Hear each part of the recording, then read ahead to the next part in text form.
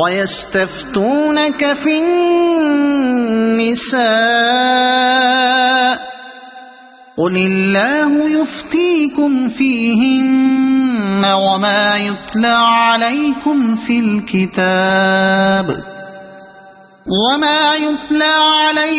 فِي الْكِتَابِ فِي يَتَامَى النِّسَاءِ اللَّاتِي لَا تُؤْتُونَهُنَّ مَا كُتِبَ لَهُنَّ وَتَرْغَبُونَ أَن تَنكِحُوهُنَّ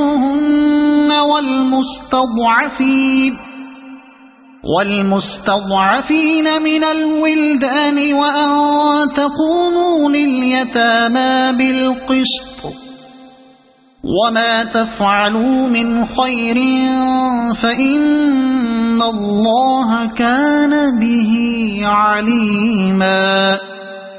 لوگ تم سے عورتوں کے معاملے میں فتویٰ پوچھتے ہیں، کہو اللہ تمہیں ان کے معاملے میں فتویٰ دیتا ہے اور ساتھ ہی وہ احکام بھی یاد دلاتا ہے جو پہلے سے تم کو اس کتاب میں سنائے جا رہے ہیں، یعنی وہ احکام جو ان یتیم لڑکیوں کے متعلق ہیں جن کے حق تم ادا نہیں کرتے اور جن کے نکاح کرنے سے تم باز رہتے ہو یا لالچ کی بنا پر تم خود ان سے نکاح کر لینا چاہتے ہو، اور وہ احکام جو ان بچوں کے متعلق ہیں جو بیچارے کوئی زور نہیں رکھتے۔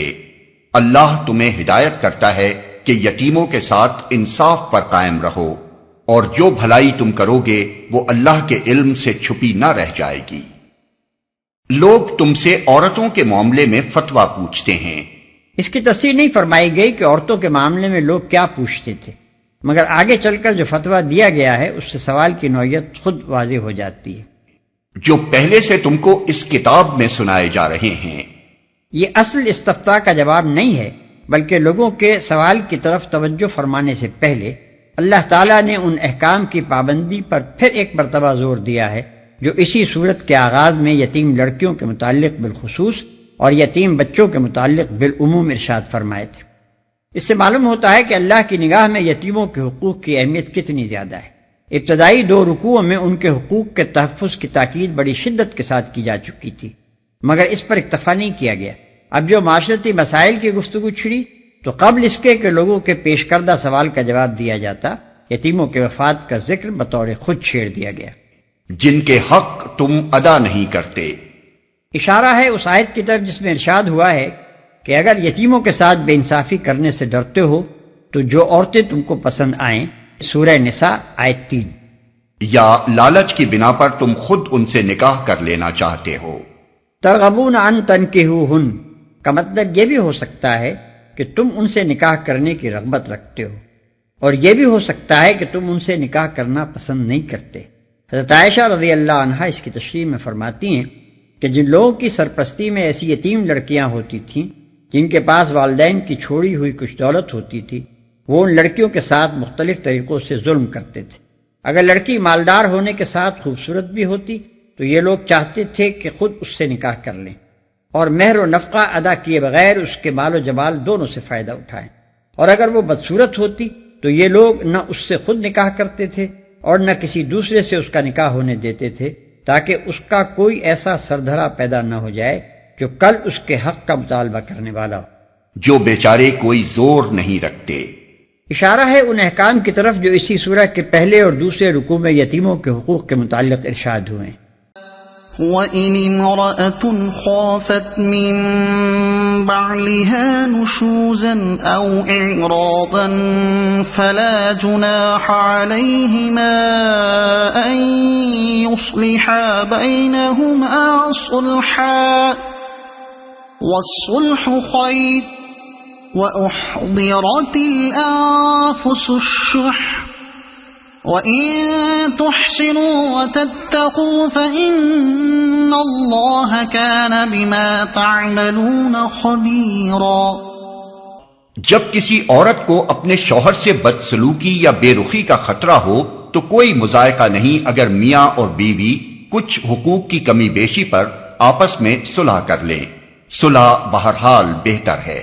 نفس تنگ دلی کی طرف جلدی مائل ہو جاتے ہیں، لیکن اگر تم لوگ احسان سے پیش آؤ اور خدا ترسی سے کام لو تو یقین رکھو کہ اللہ تمہارے اس طرز عمل سے بے خبر نہ ہوگا۔ جب کسی عورت کو اپنے شوہر سے بدسلوکی یا بے رخی کا خطرہ ہو، یہاں سے اصل استفتاء کا جواب شروع ہوتا ہے۔ اس جواب کو سمجھنے کے لیے ضروری ہے کہ پہلے سوال کو اچھی طرح ذہن نشین کر لیا جائے۔ زمانہ جاہلیت میں ایک شخص غیر محدود تعداد تک بیویاں کرنے کے لیے آزاد تھا، اور ان کثیر التعداد بیویوں کے لیے کچھ بھی حقوق مقرر نہ تھے۔ سورہ نساء کی ابتدائی آیات جب نازل ہوئیں تو اس آزادی پر دو قسم کی پابندیاں عائد ہو گئیں۔ ایک یہ کہ بیویوں کی تعداد زیادہ سے زیادہ 4 تک محدود کر دی گئی، دوسرے یہ کہ ایک سے زیادہ بیویاں رکھنے کے لیے عدل یعنی مساویانہ برتاؤ کو شرط قرار دیا گیا۔ اب یہ سوال پیدا ہوا کہ اگر کسی شخص کی بیوی بانجھ ہے یا دائم المرض ہے یا تعلق زن و شو کے قابل نہیں رہی ہے اور شوہر دوسری بیوی بیاہ لاتا ہے تو کیا وہ مجبور ہے کہ دونوں کے ساتھ یکساں رغبت رکھے، یکساں محبت رکھے، جسمانی تعلق میں بھی یکسانی برتے؟ اور اگر وہ ایسا نہ کرے تو کیا عدل کی شرط کا تقاضا یہ ہے کہ وہ دوسری شادی کرنے کے لیے پہلی بیوی کو چھوڑ دے؟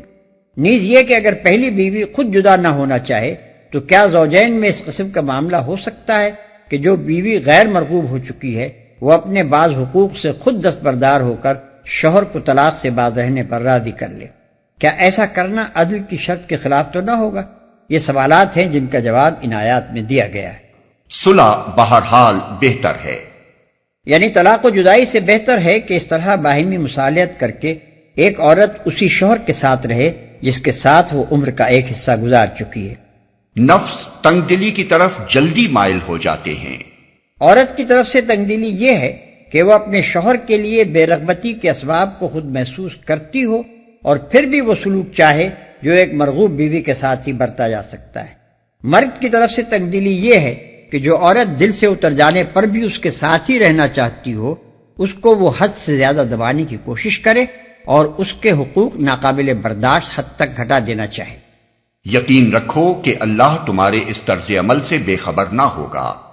یہاں پھر اللہ تعالیٰ نے مرد ہی کے جذبہ فیاضی سے اپیل کی ہے، جس طرح بالعموم ایسے معاملات میں اس کا قاعدہ ہے۔ اس نے مرد کو ترغیب دی ہے کہ وہ بے رغبتی کے باوجود اس عورت کے ساتھ احسان سے پیش آئے جو برسوں اس کی رفیق زندگی رہی ہے، اور اس خدا سے ڈرے جو اگر کسی انسان کی خامیوں کے سبب سے اپنی نظر التفات اس سے پھیر لے اور اس کے نصیب میں کمی کرنے پر اتر آئے تو پھر اس کا دنیا میں کہیں ٹھکانہ نہ رہے۔ وَلَن تَسْتَطِيعُوا أَن تَعْدِلُوا بَيْنَ النِّسَاءِ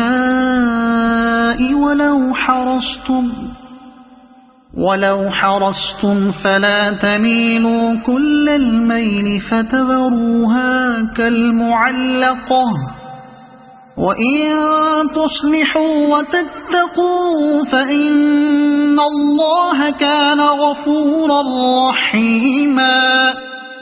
بیویوں کے درمیان پورا عدل کرنا تمہارے بس میں نہیں ہے، تم چاہو بھی تو اس پر قادر نہیں ہو سکتے، لہذا قانون الہی کا منشا پورا کرنے کے لیے یہ کافی ہے کہ ایک بیوی کی طرف اس طرح نہ جھک جاؤ کہ دوسری کو ادھر لٹکتا چھوڑ دو۔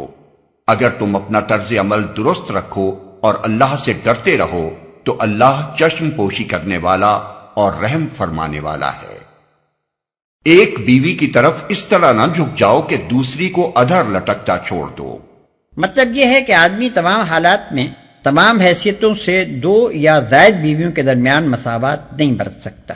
ایک خوبصورت ہے اور دوسری بدصورت، ایک جوان ہے اور دوسری سن رسیدہ، ایک دائم المرض ہے اور دوسری تندرست، ایک بد مزاج ہے اور دوسری خوش مزاج، اور اسی طرح کے دوسرے تفاوت بھی ممکن ہیں جن کی وجہ سے ایک بیوی کی طرف طبعاً آدمی کی رغبت کم اور دوسری کی طرف زیادہ ہو سکتی ہے۔ ایسی حالتوں میں قانون یہ مطالبہ نہیں کرتا کہ محبت و رغبت اور جسمانی تعلق میں ضرور ہی دونوں کے درمیان مساوات رکھی جائے، بلکہ صرف یہ مطالبہ کرتا ہے کہ جب تم بے رغبتی کے باوجود ایک عورت کو طلاق نہیں دیتے اور اس کو اپنی خواہش یا خود اس کی خواہش کی بنا پر بیوی بنائے رکھتے ہو تو اس سے کم از کم اس حد تک تعلق ضرور رکھو کہ وہ عملاً بے شوہر ہو کر نہ رہ جائے۔ ایسے حالات میں ایک بیوی کے بنسبت دوسری کی طرف میلان زیادہ ہونا تو فطری امر ہے، لیکن ایسا بھی نہ ہونا چاہیے کہ دوسری یوں معلق ہو جائے گویا اس کا کوئی شوہر نہیں ہے۔ اس آیت سے بعض لوگوں نے یہ نتیجہ نکالا ہے کہ کہ قرآن ایک عدل کی شرط کے ساتھ تعدد ازدواج کی اجازت دیتا ہے اور دوسری طرف عدل کو ناممکن قرار دے کر اس اجازت کو عملاً منسوخ کر دیتا ہے۔ لیکن در حقیقت ایسا نتیجہ نکالنے کے لیے اس آیت میں کوئی گنجائش نہیں ہے۔ اگر صرف اتنا ہی کہنے پر اکتفا کیا گیا ہوتا کہ تم عورتوں کے درمیان عدل نہیں کر سکتے تو یہ نتیجہ نکالا جا سکتا تھا، مگر اس کے بعد ہی جو یہ فرمایا گیا کہ لہذا ایک بیوی کی طرف بالکل نہ جھک پڑو، اس فقرے نے کوئی موقع اس مطلب کے لیے باقی نہیں چھوڑا جو مسیحی یورپ کی تقلید کرنے والے حضرات اس سے نکالنا چاہتے ہیں۔ اللہ چشم پوشی کرنے والا اور رحم فرمانے والا ہے۔ یعنی اگر حتی الامکان تم قصداً ظلم نہ کرو اور انصافی سے کام لینے کی کوشش کرتے رہو تو فطری مجبوریوں کی بنا پر جو تھوڑی بہت کوتاہیاں تم سے انصاف کے معاملے میں صادر ہوں گی انہیں اللہ معاف فرما دے گا۔ وَإِن يَتَفَرَّقَا يُغْنِ اللَّهُ كُلًّا مِّن سَعَتِهِ وَكَانَ اللَّهُ وَاسِعًا حَكِيمًا وَلِلَّهِ مَا فِي السَّمَاوَاتِ وَمَا فِي الْأَرْضِ وَلَقَدْ وَصَّيْنَا الَّذِينَ أُوتُوا الْكِتَابَ مِن قَبْلِكُمْ وَإِيَّاكُمْ أَنِ اتَّقُوا اللَّهَ وَإِن تَكْفُرُوا فَإِنَّ لِلَّهِ مَا فِي السَّمَاوَاتِ وَمَا فِي الْأَرْضِ وَكَانَ اللَّهُ غَنِيًّا حَمِيدًا۔ لیکن اگر زوجین ایک دوسرے سے الگ ہی ہو جائیں تو اللہ اپنی وسیع قدرت سے ہر ایک کو دوسرے کی محتاجی سے بے نیاز کر دے گا۔ اللہ کا دامن بہت کشادہ ہے اور وہ دانا و بینا ہے۔ آسمانوں اور زمین میں جو کچھ ہے سب اللہ ہی کا ہے۔ تم سے پہلے جن کو ہم نے کتاب دی تھی انہیں بھی یہی ہدایت کی تھی اور اب تم کو بھی یہی ہدایت کرتے ہیں کہ خدا سے ڈرتے ہوئے کام کرو۔ لیکن اگر تم نہیں مانتے تو نہ مانو، آسمان و زمین کی ساری چیزوں کا مالک اللہ ہی ہے اور وہ بے نیاز ہے، ہر تعریف کا مستحق۔ وَلِلَّهِ مَا فِي السَّمَاوَاتِ وَمَا فِي الْأَرْضِ وَكَفَى بِاللَّهِ وَكِيلًا إِن يَشَأْ يُذْهِبْكُمْ أَيُّهَا النَّاسُ وَيَأْتِ بِآخَرِينَ وَكَانَ اللَّهُ عَلَى ذَلِكَ قَدِيرًا۔ من كان يريد ثواب الدنيا فعند الله ثواب الدنيا والآخرة وكان الله سميعا بصيرا۔ ہاں، اللہ ہی مالک ہے ان سب چیزوں کا جو آسمانوں میں ہیں اور جو زمین میں ہیں، اور کارسازی کے لیے بس وہی کافی ہے۔ اگر وہ چاہے تو تم لوگوں کو ہٹا کر تمہاری جگہ دوسروں کو لے آئے اور وہ اس کی پوری قدرت رکھتا ہے۔ جو شخص محض ثواب دنیا کا طالب ہو اسے معلوم ہونا چاہیے کہ اللہ کے پاس ثواب دنیا بھی ہے اور ثواب آخرت بھی، اور اللہ سمیع و بصیر ہے۔ بالعموم قانونی احکام بیان کرنے کے بعد اور بالخصوص تمدن و معاشرت کے ان پہلوؤں کی اصلاح پر زور دینے کے بعد جن میں انسان اکثر ظلم کا ارتکاب کرتا رہا ہے، اللہ تعالیٰ اس قسم کے چند پراثر جملوں میں ایک مختصر واضح ضرور فرمایا کرتا ہے، اور اس سے مقصود یہ ہوتا ہے کہ نفوس کو ان احکام کی پابندی پر آمادہ کیا جائے۔ اوپر چونکہ عورتوں اور یتیم بچوں کے ساتھ انصاف اور حسن سلوک کی ہدایت کی گئی ہے، لہذا اس کے بعد ضروری سمجھا گیا کہ چند باتیں اہل ایمان کے ذہن نشین کر دی جائیں۔ ایک یہ کہ تم کبھی اس بھلاوے میں نہ رہنا کہ کسی کی قسمت کا بنانا اور بگاڑنا تمہارے ہاتھ میں ہے۔ اگر تم اس سے ہاتھ کھینچ لو گے تو اس کا کوئی ٹھکانہ نہ رہے گا۔ نہیں، تمہاری اور اس کی سب کی قسمتوں کا مالک اللہ ہے، اور اللہ کے پاس اپنے کسی بندے یا بندی کی مدد کا ایک تم ہی واحد ذریعہ نہیں ہو۔ اس مالک زمین و آسمان کے ذرائع بے حد وسیع ہیں، اور وہ اپنے ذرائع سے کام لینے کی حکمت بھی رکھتا ہے۔ دوسرے یہ کہ تمہیں اور تمہاری طرح پچھلے تمام انبیاء کی امتوں کو ہمیشہ یہ ہدایت کی جاتی رہی ہے کہ خدا ترسی کے ساتھ کام کرو۔ اس ہدایت کی پیروی میں تمہاری اپنی فلاح ہے، خدا کا کوئی فائدہ نہیں۔ اگر تم اس کی خلاف ورزی کرو گے تو پچھلی تمام امتوں نے نافرمانیاں کر کے خدا کا کیا بگاڑ لیا ہے جو تم بگاڑ سکو گے۔ اس فرماروائے کائنات کو نہ پہلے کسی کی پرواہ تھی نہ اب تمہاری پرواہ ہے۔ اس کے امر سے انحراف کرو گے تو وہ تم کو ہٹا کر کسی دوسری قوم کو سربلند کر دے گا، اور تمہارے ہٹ جانے سے اس کی سلطنت کی رونق میں کوئی فرق نہ آئے گا۔ تیسرے یہ کہ خدا کے پاس دنیا کے فائدے بھی ہیں اور آخرت کے فائدے بھی، عارضی اور وقتی فائدے بھی ہیں، پائیدار اور دائمی فائدے بھی۔ اب یہ تمہارے اپنے ظرف اور حوصلے اور ہمت کی بات ہے کہ تم اس سے کس قسم کے فائدے چاہتے ہو۔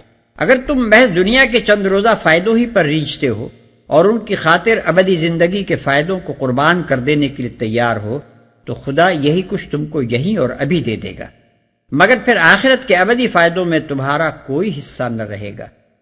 دریا تو تمہاری کھیتی کو ابد تک سیراب کرنے کے لیے تیار ہے، مگر یہ تمہارے اپنے ظرف کی تنگی اور حوصلے کی پستی ہے کہ صرف ایک فصل کی سیرابی کو ابدی خشکسالی کی قیمت پر خریدتے ہو۔